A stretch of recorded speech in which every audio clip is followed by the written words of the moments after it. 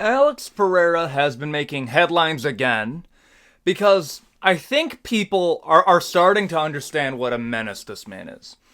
What I'm talking about is about like 2 days ago, there was I believe he was a Bellator or PFL fighter, one of those guys, and he trained with Alex Pereira, and he's talking about Alex Pereira has a special condition on his UFC 300 contract that says if he's able to beat Jamal Hill, he gets the option to defend the belt at 301.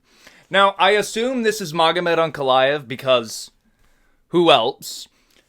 And he was already fairly rumored. It was just about confirmed that Alex Pereira was going to be the headliner of UFC 301.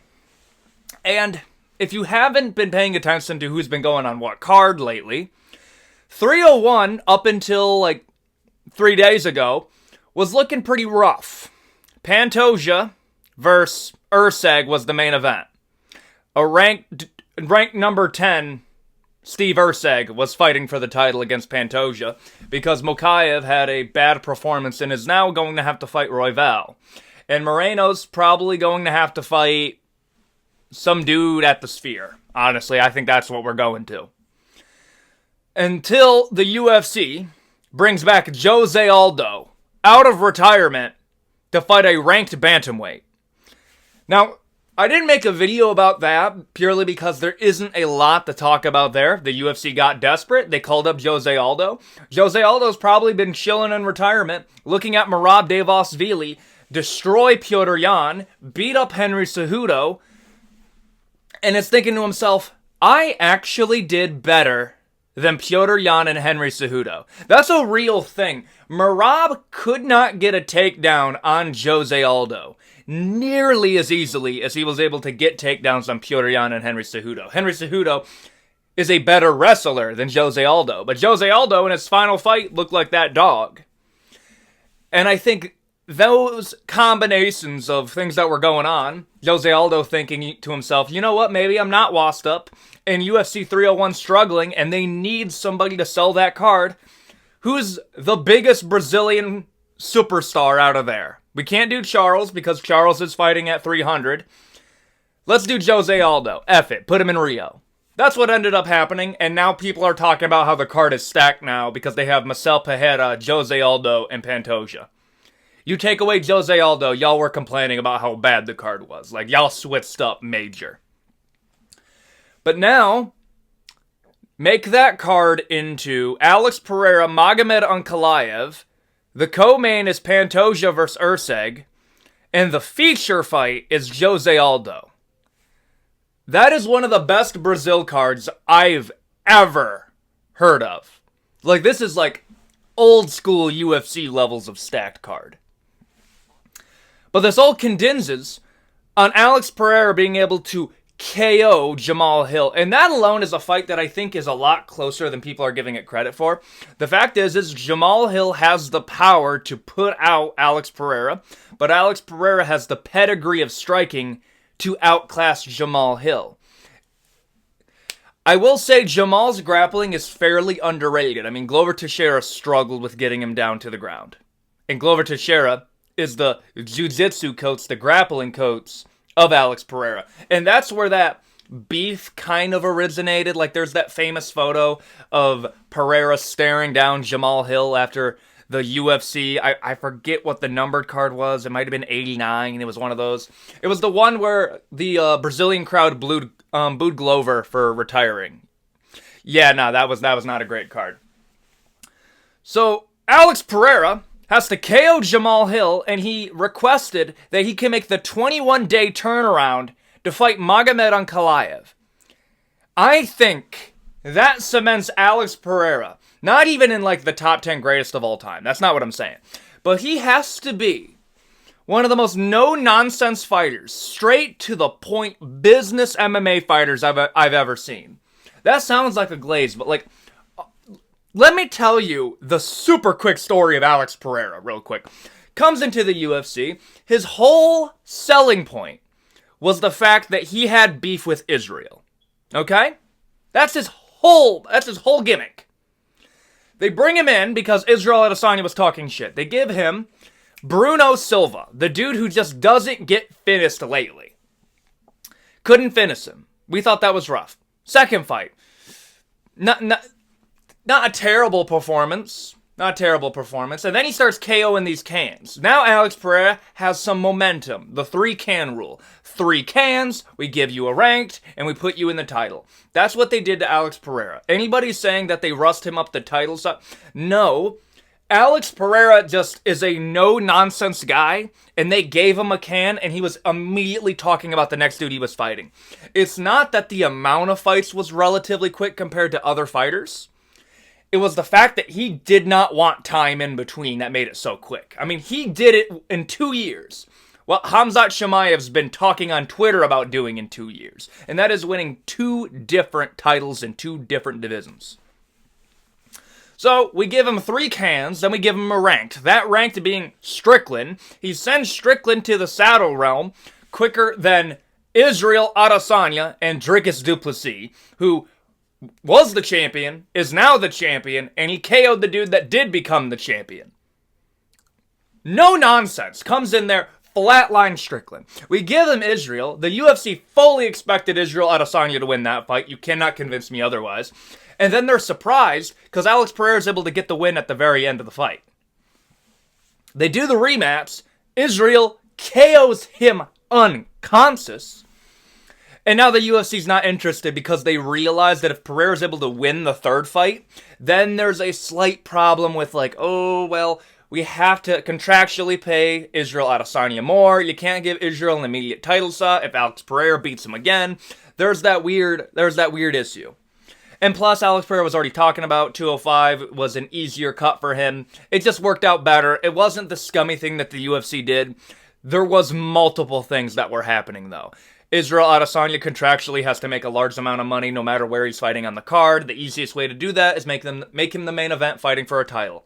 That's why he's probably going to be fighting for a title in his next fight, despite losing to Strickland right after beating Pereira and then losing to Pereira. I understand it doesn't make sense, but that's just how it works. And then they said, okay, fine, it's easier to move Pereira up. So how do we destroy the hype of Pereira? We put him against Jan Blachowicz. If he beats Jan, then he beat the dude that beat Israel. If he beats Jan... if Jan beats him, that's somebody that, okay, it makes the Israel loss look not quite as bad. But Alex Pereira manages to get a win over Jan Blachowicz. Again, a former champion. No nonsense. Keep in mind, this is 3 months after getting KO'd unconscious. That is so rare in MMA. In kickboxing, it's relatively the norm. Just in MMA, it's unheard of. That quick turnaround after getting finished. Beats Jan, fights Yuri, beats Yuri. He's the headliner of UFC 295, one of the biggest cards of last year. And has now won 2 titles in 2 years, something that Khamzat Chimaev would be having wet dreams about. So, what does Alex Pereira decide to do? Does he decide to take some time off? No, immediately calls out Israel Adesanya. Now, interestingly enough, I do believe that was the plan for the trilogy. If Alex Pereira was able to win the title, they were going to have a super fight, conclude the trilogy, Israel Adesanya of 185 to Alex Pereira's 205. That's how they would have done it. Winner becomes a double champion if Israel Adesanya wins. Alex Pereira gets to settle the beef against Israel Adesanya if he wins. That was the whole deal. That gets ruined by Strickland, and the UFC kind of has to walk it back because they can't make it so Israel gets a title shot at 205 and a title shot at 185. That's the issue that they were running into, and they kind of just played off what Alex Pereira said. So what's next? Jamal Hill, because Jamal Hill vacated the title, so Jamal Hill's logically next. But here's the problem that a lot of people are bringing up. Jamal Hill's team said this wasn't going to happen until June, International Fight Week. But there's a lot of people that want to fight on International Fight Week. Conor was talking about fighting on International Fight Week. He's still talking about it, even though it really hasn't been confirmed. Jamal Hill wanted to fight on International Fight Week. You don't make those choices. You are the challenger, not the champion. And Islam Makhachev wants to fight on International Fight Week against Dustin Poirier now. So somebody naturally has to get moved. And let me tell you the discussion that I think happened. I think Dana White called up Jamal Hill doing his podcast and basically was like, okay, hey, Do you want to fight for the title next? Okay, we're going to need you to come back with that little ruptured Achilles of yours. You said you don't want to come back until June. Let's push that all the way to UFC 300. We're going to push that a few months up. And if you don't take it, we're going to give it to Magomed Ankalaev. And you can fight the winner of Yuri versus Rakic. Maybe. That's what I think the discussion was like. Because contractually, I doubt there was something written. I think this is just an agreement that was on. Because Magomed Ankalaev could have done UFC 300. He even offered to do UFC 300 despite every other Muslim fighter saying no. Strains, it is what it is. But Magomed Ankalaev is training for 301. Magomed Ankalaev is willing to make that turnaround. Alex Pereira, there was no need for this to happen outside of the UFC would like him to do 301. So he writes it into his contract that he wants the ability to make the quickest turnaround in MMA history, 21 days notice, as the champion, to not just beat Jamal Hill, he plans on KOing him, and because he believes he's not going to take any damage in that fight, which is crazy, he wants to beat one of the most dangerous fighters at light heavyweight and one of the most well-rounded fighters at light heavyweight, Magomed Ankalaev at 301. That makes him, in my mind, probably the third best light heavyweight to ever live. Just below Daniel Cormier, and Daniel Cormier being just below John Jones. You could actually, we're talking about Alex Pereira within the span of 3 years going above Gustafsson. That's crazy. And that's just not me saying it. You had the Weasel talking about how he would put Alex Pereira in the top 3, arguing close to the top 2 of light heavyweight if he's able to get this done. The past record was held by Divison Figueiredo when he turned around and fought, I believe it was Benavidez and Moreno. This is at flyweight. We just talked about how they took somebody from the top 10 to fight the champion because that's how bad the division is. This is light heavyweight. Light heavyweight's becoming a Shark Tank right now, and Alex Pereira only has to say one thing, and that is Chama. And they give him two of the most dangerous people in that division. That's crazy to me. Like, his challengers are coming up with more excuses not to fight him than him. Alex Pereira for a while was going on side quest, going to middleweight, talking about how he would like to fight Dricus du Plessis. He would like to go down in weight one more time. He said, well, how about one last rodeo to middleweight right after Dricus won the title? He was also talking about going up to heavyweight. He was sizing up Tom Aspinall, but that's not going to materialize until a few years down the road. And we don't have a lot of time with Alex. Alex came to the UFC straight business, and I think he's going to end his career on straight business. I just hope this doesn't age badly. I can see this happening, but damn is it going to be fun to watch. Tell me what you think about Alex Pereira's attitude in fighting. What do you think about his crazy rise to superstardom? Bro, he speaks 2 words of English, Adesanya and Chama. And now he wants to break records in the UFC for fastest turnaround as a champion. Tell me what you think in the comment section down below. And I think that'll be it for this video. Adios, guys.